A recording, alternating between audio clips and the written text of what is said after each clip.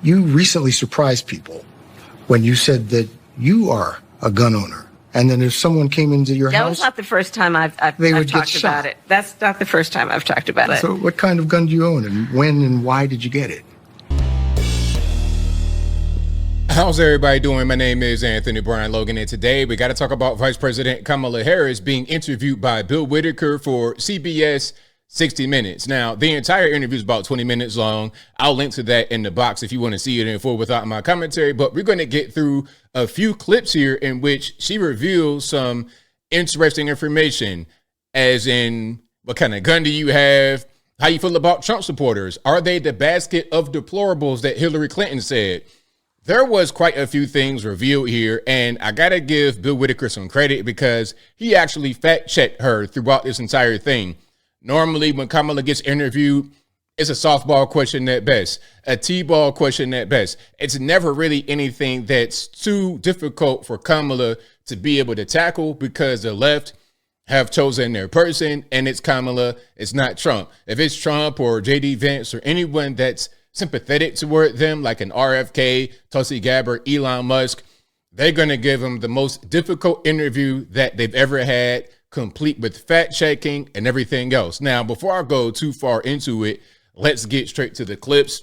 Again, I will link to everything in the box. If you're on IG, visit the link in the bio, go to the corresponding article on the website. But without further ado, let's go ahead and roll it. You have accused Donald Trump of using racist tropes when it comes to Haitian immigrants in Springfield, Ohio, when it comes to birtherism, when it comes to Charlottesville. Now, look, Kamala, if you bring in that kind of stuff up, it's like, come on, man. Like, come to 2024, you're talking about things from 2017, 2015, 2008, when Obama ran the first time against Hillary Clinton. And by the way, it was Hillary Clinton's campaign that introduced the whole birtherism thing to the public, but that's a different story. Let me let Mr. Whitaker continue. In fact, you have called him a racist and divisive. Yet Donald Trump has the support of millions and millions of Americans. How do you explain that? I'm glad you are pointing these comments out that he has made that have resulted in a response by most reasonable people to say it's just wrong. It's just wrong. Okay, it's just wrong. All righty. So if you are a Trump supporter, that means you're not a reasonable person. That's what I got from that. Did she say that specifically? No, but I know I did add 2 + 2 to get 4. I don't have to have the entire equation complete to actually figure out what the end result is. Now, let's keep on going here. If he is not going to give your viewers the ability to have a meaningful, thoughtful conversation, question and answer with you, then watch his rallies. If he is... Okay, so Trump was supposed to be on 60 Minutes, I suppose, or they invited him, but it didn't work out. Now, they may want to say he canceled. Trump may say it was a scheduling conflict, but regardless, he just wasn't able to make it. The same way that she was not able to make it to the NABJ conference, the Black conference. She was not able to make it there when Trump was there, although she was supposed to be. She canceled on that. So I'm not really trying to hear too much about canceling and not showing up, all this, that, and the third from a Kamala Harris. Let's keep on going here. Let me tell you what your critics and the columnists say. Okay.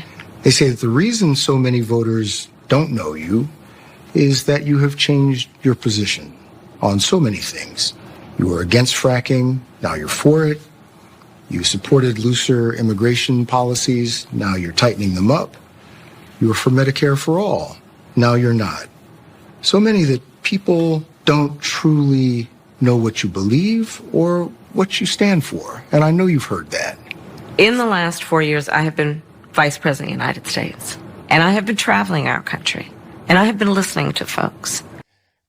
This answer, it's the same thing as, you know, I'm a small town girl. I grew up middle class, all this and that. And the third, when you get asked about the economy, when you get asked about foreign relations, when you get asked about immigration, that's kind of your go-to answer to deflect into some things that don't even make a difference at all. Word salad at best. But let me later continue to dish out the word salad. And seeking what is possible in terms of common ground. I believe in building consensus. We are a diverse people. geographically, regionally, in terms of where we are in our backgrounds. And what the American people do want is that we have leaders who can build consensus, where we can figure out compromise and understand it's not a bad thing, as long as you don't compromise your values, to find common sense solutions. And that has been my approach. She is so bad. Let's just refresh. What was the question? The question was basically, you flip-flopped on a lot of issues. That's why the people don't really know you, really. So you want to, I know you've heard that, Kamala. You want to clarify? And then you get that as an answer. Not good at all. You want to give tax breaks to first-time home buyers. Yes. And people starting small businesses. Correct. But it is estimated by the Nonpartisan Committee for Responsible Federal Budget that your economic plan would add $3 trillion to the federal deficit over the next decade.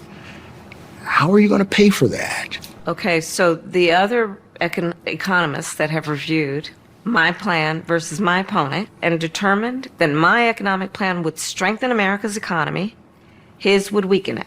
But my plan, Bill, if you don't mind, my plan is about saying that when you invest in small businesses, you invest in the middle class, and you strengthen America's economy. Small businesses are part of the backbone of America's economy.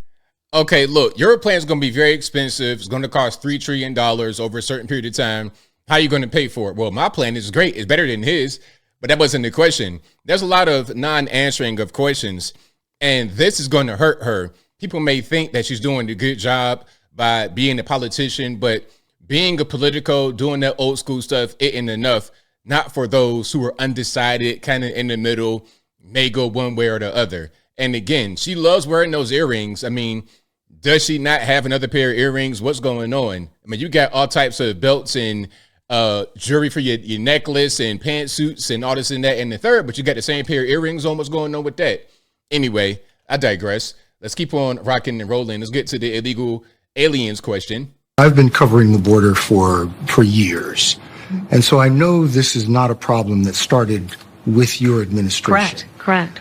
But there was an historic flood of undocumented immigrants coming across the border the first 3 years of your administration. As a matter of fact, arrivals quadrupled from the last year of President Trump.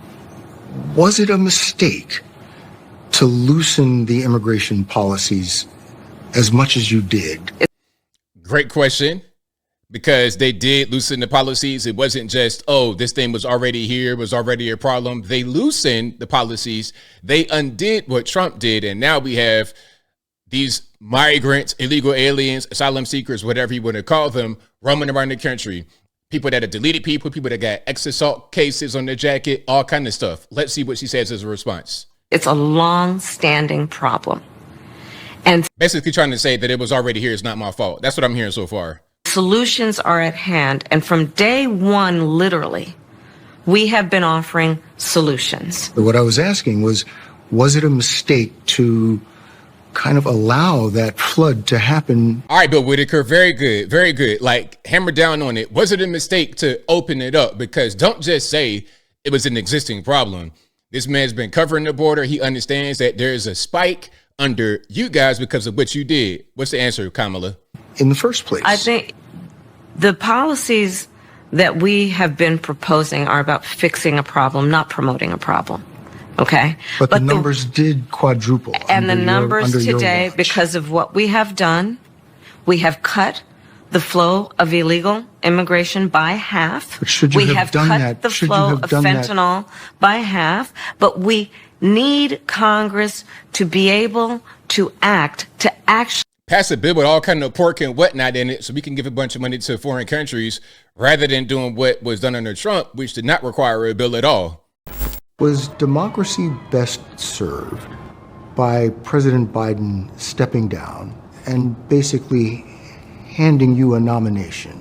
You didn't have to go through a primary process. You didn't have to fight off other contenders. That's not really the way our system was intended to work. President Biden made a decision that I think history is going to show. this is really, listen, if I was a Kamala supporter, I would be upset because she's not answering any question. The whole thing was, hey, he stepped down and then you just came in as a nominee, but you were not voted. They voted for him, not you. So what do you say about that? And then she's going off with this pre-prepared answer that does not address the actual root of the problem. Is rare among leaders, which was to put country before self. And I am proud to have earned the support of the vast majority of delegates and to have been elected the Democratic nominee. I am proud to have received the endorsement of leaders around this country from every background and walk of life. I mean, look, they're going to pretty much do whatever. The politicians are going to do whatever it takes to keep the party going forward. That does not mean that the people that you want to vote for you are going to like that too much.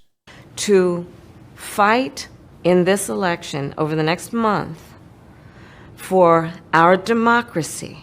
But I think this truncated process is why people think or say they don't really know who you are. Look, I've been in this race for 70 days.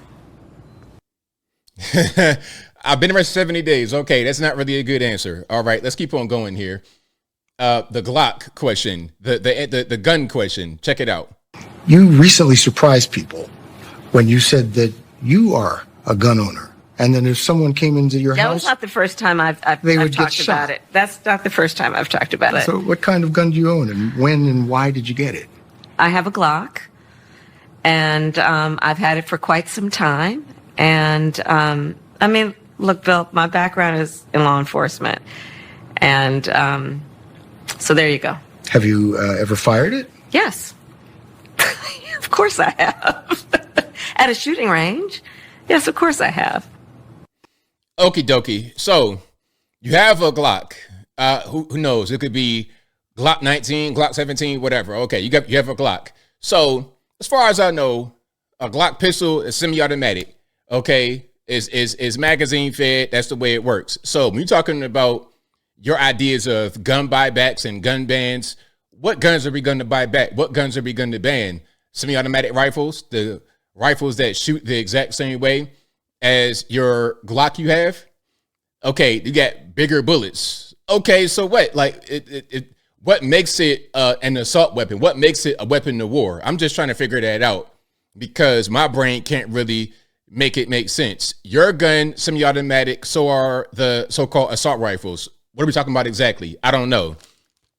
But again, I will link to the entire interview that's like 20 minutes long in the box. You got Tampon Tim in there. You got Liz Cheney in there. A little bit of everybody. But as I close, I want to say this. Shout out to Bill Whitaker for holding their feet to the fire. At least a little bit. I'm not trying to say it was really a grilling type of interview, but he did try to kick back and fact check and whatnot a couple of times. And Kamala failed every single time.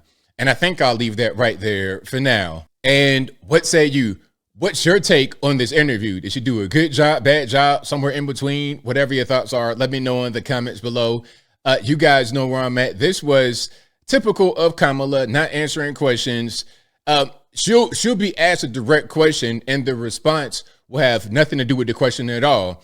Some people are going to accept that and say it's okay because I'm with her regardless. She could come on stage and smoke crack with Hunter Biden right next to her on camera, and still people will vote for her. Not everybody, but some. The problem is the people that matter more than anything else, the undecided, everybody matters. You understand what I'm saying? The people that matter to them, they want to get those swing votes.